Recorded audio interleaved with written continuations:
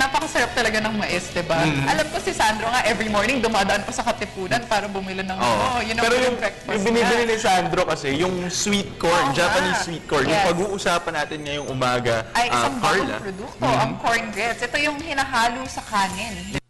Mas maging mas nutritious. And well, yan ang malalaman natin kasama ng ating guest na si Professor Art Salazar from UP Los Baños Institute for Plant Breeding. Good morning. Good morning, Professor. Good morning sa inyo at sa lahat ng mga nanonood ng ating programa. So, Professor, ano ba yung corn grits? Ito'y giniling na mais, pero hindi ito yung mais na nabibili sa Katipunan. Minention ko lang kasi yun.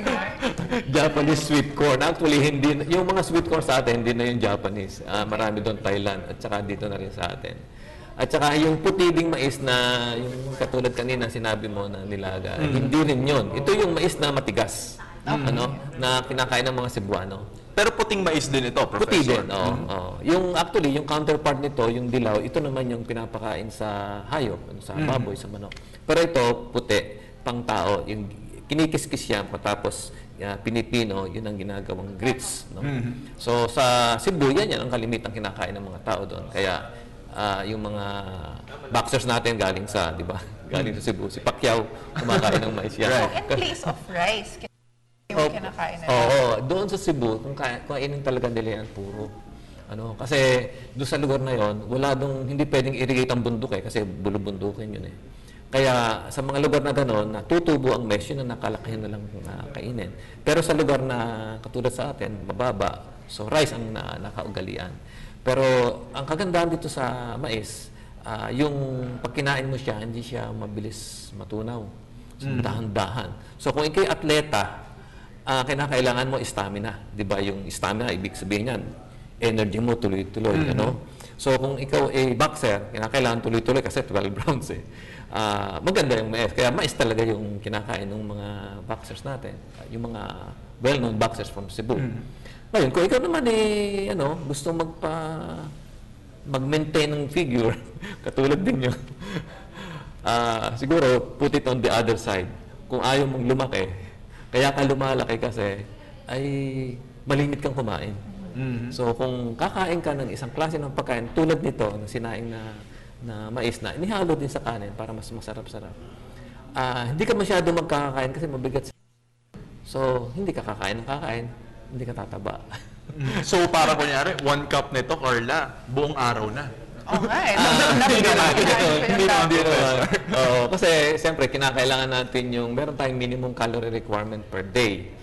So ang calorie content ng mais halos mas mataas ng konti sa rice. So kinakailangan pa rin natin yung 3 cups per day. Mapoprovide niya ng mais. Pero dahil sa matigas nga, sabi nila, edi ihalo sa rice. Tapos pag yun ang pagkain mo, hindi ka na kinakailangan mag-in-between.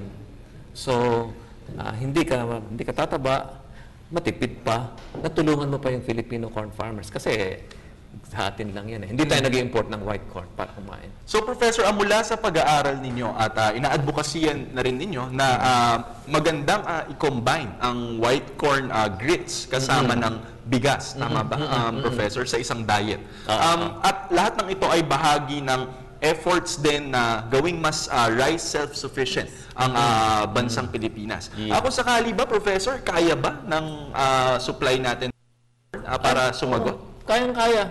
In fact, immediately, meron tayo. In fact, yung ating production ng white corn ay sobra. At yung nasa sobrang yan, ipinapakain yan sa hayop. Kaya kung magkakaroon ng demand sa corn, sa white corn for food, immediately we could provide it. Ang problema lamang ay yung placing noong production at saka ng utilization. Kasi ang utilization dito sa Luzon, sa Metro Manila ang karamihan naman ng white corn natin nasa Visayas at saka sa Mindanao. So, medyo ita-transport mo pa yon. O kaya, ang isang tinitingnan namin, mag-produce ng white corn sa Luzon. Kung magkakaroon na ng requirement para yung logistics hindi masyadong problema. Pero right now, saan ba available ito? Itong corn grits, very limited dyan. Actually, nagpuproduce kami niyan in promotional quantity lang sa UP Los Baños. So parang tinitingnan niyo muna kung Oo. ano yung... Kung a-acceptin ng public. At ang isang maganda rito, nasubukan namin sa palengke, sa palengke doon sa Los Baños, merong isang tindero doon, inihalo niya yung rice and corn, 50-50. Ano? Yung corn ay ibinebenta namin sa kanya ng 25 just to promote it. Inihalo niya sa bigas na 34. Ano? So, ibinebenta niya ng 31. Ano? So, sa ganung presyo, ang bilis maubos. Lulay niyang itinitinda. So, makita mo talaga yung impact doon sa mahirap. Eh, ang mga kumakain daw noon, yung mga talagang, mga laborers talaga. So, ang lasa maayos, mura. So, kung karamihan ng mga palengke sa atin sa Pilipinas, kalimitan ng mga Pilipino kakain, ay laking impact nito sa food security natin. We need not import rice. Gaano ka mura nga ba ito, Professor, kung ibebenta natin sa merkado? Ang sa Cebu, ang tinitingnan namin dyan Cebu, kasi Cebu yung nagko-commercialize niyan eh. Ang presyo niyan eh mga 28 pesos hanggang 30. No? Pero ang rule of thumb niyan, ang corn is cheaper than rice by about 2 to 5 pesos. Okay. So talagang mas makakamura tayo at magiging food secured. Ang hirap namang mag-expect ang ating country umunlad na hindi man lang ma-produce ang ating sariling food requirement. So, very interesting, Carla, no? Talagang top 3 source, no? Na itong white corn para sa rice self-sufficiency sa ating bansa.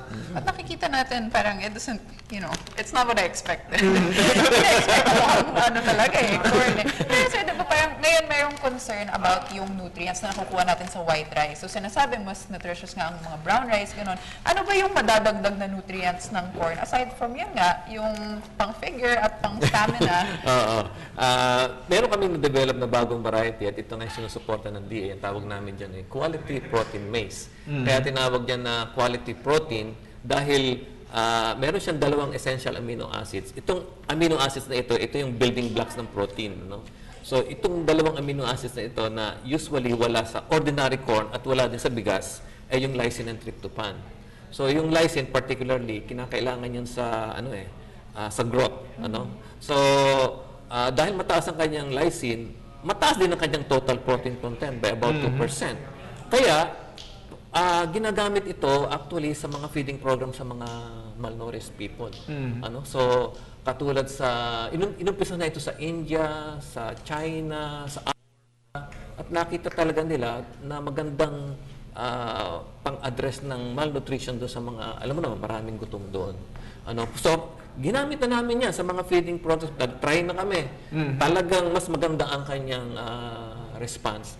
Particularly sa mga bata, doon sa mga kindergarten hanggang grade 1, grade 2, grade 3, grade 4. Pag medyo may edad-edad, hindi masyadong kita yung diferensya sa pure rice, pure white rice. So, at ngayon, Professor, you are now promoting it naman, no, sa mas malaki pang audience. Actually, I wonder, Professor, kung sa tingin ninyo, kailan kaya ito matatanggap ng Pilipino? Kasi ini-imagine ko rin, ay sinasabi ni Professor, ginagawa rin itong pagkain ng hayop. Ito ba, Professor, yung ginagawang darak din at the same time? Pero pwede rin pala na pagkain ng tao? Hindi. Iba't ibang klase ang mais. Yung panghayop, yun yung dilaw. Okay. So ito yung pangtao. Okay. So, kaya kami nahihirapang i-push nga ang corn dahil na-associate ang corn sa pagkain sa hayop.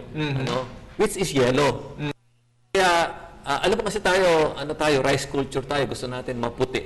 Di ba? Pati pagkain gusto natin maputi. Kaya, para ma-tackle mo yung issue ng acceptance and cultural perspective, white talaga yung ang aming ipinupush to differentiate it from the one fed to the animals. Okay. So thank you so much, Professor. Sana naman mag-open na ang minds ng ating mga viewers rin. Ako na-convince ako. I really wanna try it. Parang Sige, bibigyan kita. gusto ko kayo. Kainin na to dito kayo. Huwag naman. Professor, siguro baka meron na tayong huling mensahe sa ating mga tagapanood. Sige, maraming salamat po sa lahat ng nanonood dito. Ang amin pong appeal ay, sabi nga ng ating secretary, ay i-consider yung ibang pagkain na masustansya katulad ng mais. Hindi po totoo na ang mais ay para lamang sa mahirap marami na pong mayayaman ang kumakain yan, ang talagang concern sa kanilang health. Ang mga kababayan natin sa Cebu, matagal na pong kumakain yan, kaya sila yung malalakas. At ngayon po, ang dami ng may diabetes, kaya kasing pagkain ito na masustansya at mura pa, ay nire-recommend na namin na itry ninyo.